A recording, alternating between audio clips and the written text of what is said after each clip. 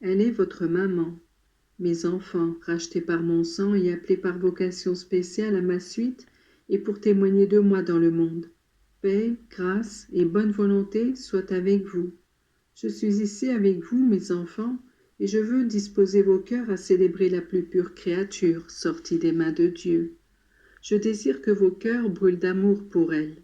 Je veux vous donner comme modèle mon cœur humain de fils, afin que vous aussi vous puissiez vous comporter comme des fils dévots, bons, affectionnés envers elle, qui est vraiment votre mère, même si elle ne l'est pas selon la chair.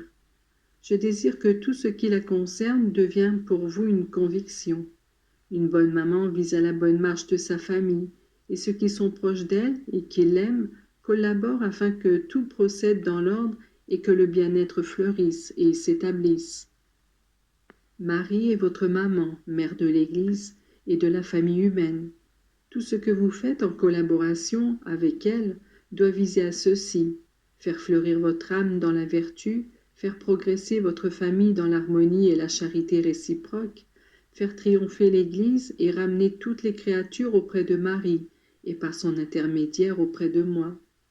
Qui ne voudra pas se proposer ces idéaux à réaliser graduellement, mais aussi réellement? Si vous aimez votre maman, ce doit être la manière de lui prouver votre amour. J'ai eu et j'ai pour elle le plus tendre amour. Chacune de ces paroles est un commandement pour moi.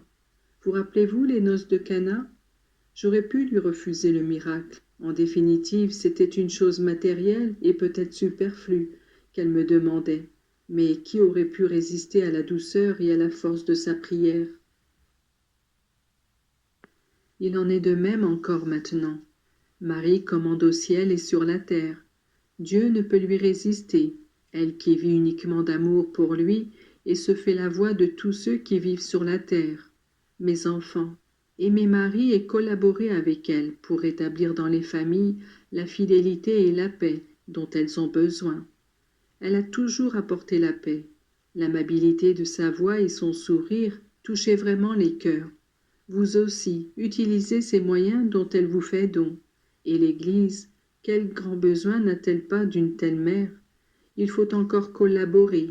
Les prêtres, auxquels est confiée de manière particulière la charge de répandre la bonne nouvelle, doivent être soutenus par vous. Quand après l'Ascension, les apôtres approchèrent de Marie, ils apprirent d'elle les merveilleuses étapes de sa vie si riche de grâce. Remplis de zèle, ils sentaient brûler dans leur cœur le désir d'étendre l'Église, même au prix de l'extrême sacrifice, jusqu'aux plus lointains confins de la terre. Si les ministres de Dieu s'approchaient avec foi et amour de Marie, ils sentiraient renaître en eux les saints désirs qui ont donné naissance à leur vocation. À vous cette tâche délicate. Que l'amour que vous nourrissez pour la mère de l'Église suscite chez les prêtres une vibration profonde. Ils doivent renaître afin que l'Église refleurisse. Ainsi, en les approchant chaque fois que vous assistez aux cérémonies religieuses ou que vous vous approchez des sacrements, faites en sorte que leur soit communiquée une force nouvelle et vitale par Marie et en Marie. Plus vous l'aimez et plus votre vie devient un instrument de vie, car il est impossible de l'aimer et de ne pas vivre en état de grâce. Quant à celui qui vit en état de grâce, il devient comme un arbre qui donne des fruits abondants ou comme une source d'eau vive. Mes enfants, tout le genre humain est la famille de Dieu et de Marie. Cette famille est en train de vivre des heures dramatiques. Le démon déclenche d'âpres batailles.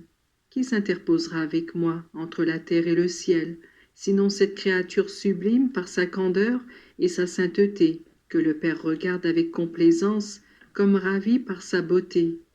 Marie, la sainte, la bonne, la belle.